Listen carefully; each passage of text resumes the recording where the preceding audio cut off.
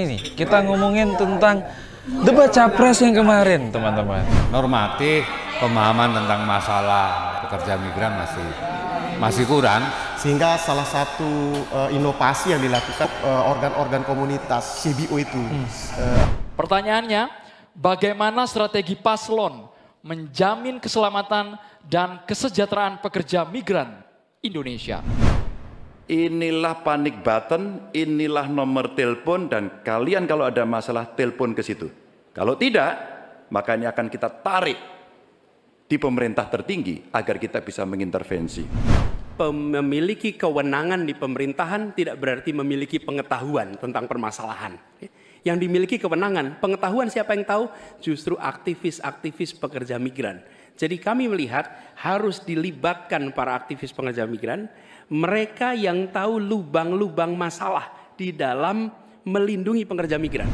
Jadi benar yang disampaikan Pak Anies, aktivis-aktivis ini sangat membantu. Sekarang kita bareng Pak Sulistiono. Ya, kemarin kan ada debat nih Pak ya, debat capres. Kebetulan kemarin itu ada subtemanya pekerja migran. Nah, sudah tonton tapi nggak? Pak Sulis nonton ya sampai habis? Yang bagian itu nonton juga? Iya. Nah, Pak Sulis ini kan sebagai aktivis yang sudah lama di bidang ini, peduli migran itu, menanggapi jawaban-jawaban dari ketiga paslon itu gimana? Kita pengen tahu sih. Ya tidak normatif dan juga kurang tajam. Artinya sama ketiganya, pemahaman tentang masalah pekerja migran masih kurang kalau menurut saya. Karena yang menjadi masalah ini kan problem pekerja migran ini kan sudah puluhan tahun. Artinya puluhan tahun dan kasus-kasus yang muncul ya masih sama. Sehingga sebetulnya harus ada perubahan yang mendasar. Ada perubahan ya? Yang mendasar ya. Tapi kan ketiganya hanya menyatakan ya, negara harus hadir, harus melibatkan aktivis. Hanya sekedar itu aja sebetulnya yang dikemukakan. Tapi bahwa apakah perlu ada perubahan dari sisi tata kelola pekerja migran ini kan yang sama sekali tidak disentuh. Iya.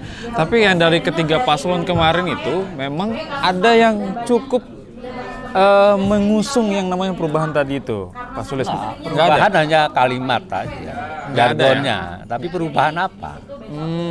Iya. Karena sebenarnya problem pekerja migran kita ini kan, ya salah satu tata kelolanya kan tetap melibatkan swasta. Iya. Harusnya pekerja migran itu tata kelolanya ya harusnya layanan dari negara. Benar, setuju. Tapi dari sisi aspek kebijakan, undang-undang kan masih peran swasta di situ. Kalau peran swasta ada itu sifatnya bisnis. Nah, perubahan yang mana yang dikemukakan? Nggak ada, hanya memperkuat kehadiran ataupun tugas-tugas dari para pihak yang dari pemerintah ya, misalkan di luar negeri, bagaimana atas ketenagakerjaan bisa lebih banyak memantau, bagaimana menaker, bagaimana daerah provinsi, kabupaten. Tapi tidak ada perubahan signifikan yang mendasar. Ketiganya sama, tidak ada perubahan yang kira-kira kalau mau membuat gebrakan ya hilangkan itu aspek bisnis dalam persoalan pekerja migran.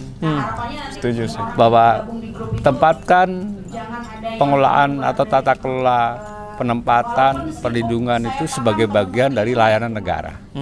Itu baru perubahan. Baru perubahan yang benar-benar perubahan ya. Oke. Itu dia pendapat dari Mas Sulistiono, aktivis peduli migran. Memang udah lama ya, Mas ya? Dari zaman kapan itu, Mas? Tahunnya aja. Sebut dari tahun berapa? Dari kira-kira 95 lah. Dari 95, teman-teman. Itu sama umurnya kayak kameramen kita tuh. Dari 95. Oke, terima kasih Mas Sulistiono. Silakan nanti lanjutkan. Jadi kita nggak cuma tanya satu orang, tapi kita tanya juga Pak Fauzan. Dia juga aktivis nih. Nih Pak Fauzan nih. Halo, apa kabar Pak? Alhamdulillah sehat walafiat.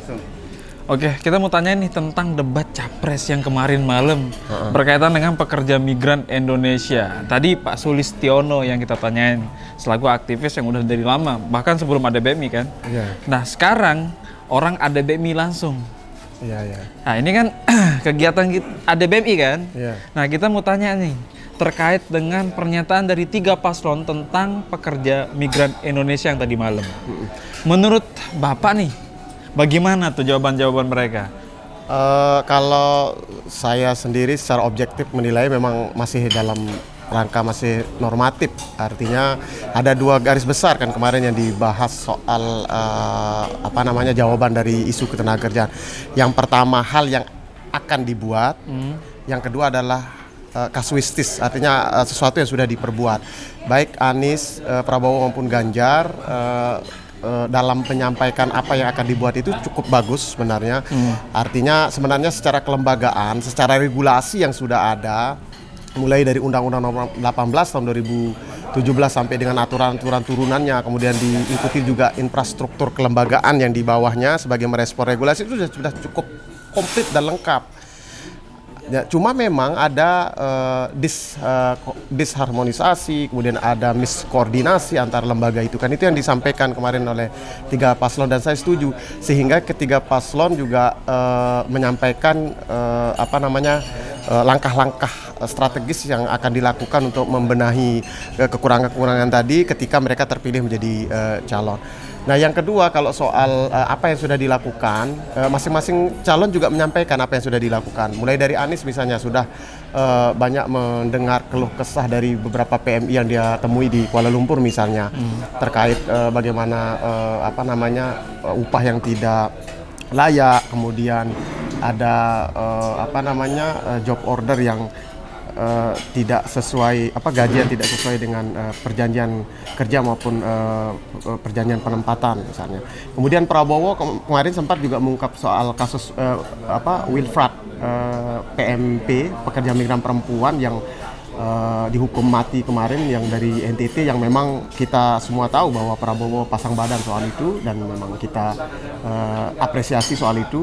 Dan yang terakhir Ganjar Pranowo juga sebagai mantan gubernur 2 periode juga banyak hal yang sudah dilakukan, minimal ketika ada masyarakat yang melapor lewat Halo Gub-nya, beliau juga merespon kemudian dengan mengontak semua perwakilan-perwakilan negara Republik Indonesia yang ada di luar negeri.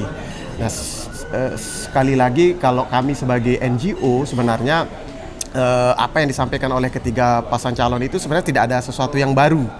Artinya masih normatif, sama saja. Nah cuma kita sekarang membutuhkan adalah langkah konkret, karena semua infrastruktur yang ada di PMI ini, baik dengan perlindungannya melalui regulasi maupun infrastruktur lembaga-lembaga yang ada di dalamnya sebagai penguatan dari menjalankan regulasi itu sudah komplit semua. Tinggal SDM-nya saja, tinggal pucuk pimpinannya saja, dari presiden sampai level desa, apakah mereka kolaboratif untuk melakukan kerja-kerja dalam langkah peningkatan perlindungan PMI itu. Itu yang bisa saya sampaikan. Ya. Tadi Pak Sulistiono juga bilangnya normatif, Bapak juga bilangnya normatif, dan saya pun bilangnya ini normatif. Kami pengen lebih ada kayak pergerakan yang lebih berbeda gitu, kayak misalnya langkah-langkah yang kalau misalnya sama aktivis dan peraturannya memang sudah ada, sudah terjadi itu. Ya, justru itulah sekarang ADBMI banyak belajar dari itu, dari kasus-kasus itu, sehingga salah satu inovasi yang dilakukan oleh ADBMI adalah dengan membentuk organ-organ komunitas CBO itu, community based organization, karena ini yang secara empirik terbukti mampu menekan laju migrasi tidak sehat yang terjadi di di desa. Karena kan persoalan ini ada di desa. Kemudian semua ide bertempur di desa. Semua Akarnya kebijakan berarti di di desa. desa. Akar di desa semuanya, ide, gagasan, persoalan baik itu dari pemerintah maupun swasta itu bertempurnya di desa. Paradoknya desa kemudian tidak siap dalam merespon itu, baik itu infrastruktur berupa regulasi maupun infrastruktur yang lain, termasuk juga kemampuan SDM dari desa.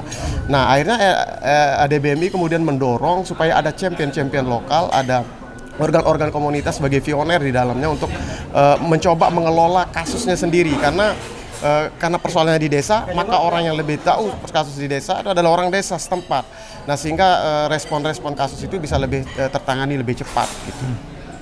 Jadi selesaikan langsung ke akarnya guys. Jangan cuman tebang-tebang ranting ini masih tetap tumbuh. Harus ke akarnya, harus di pestisida itu. Kok pestisida ya? Di Roundup. Itu dia guys. See you next time.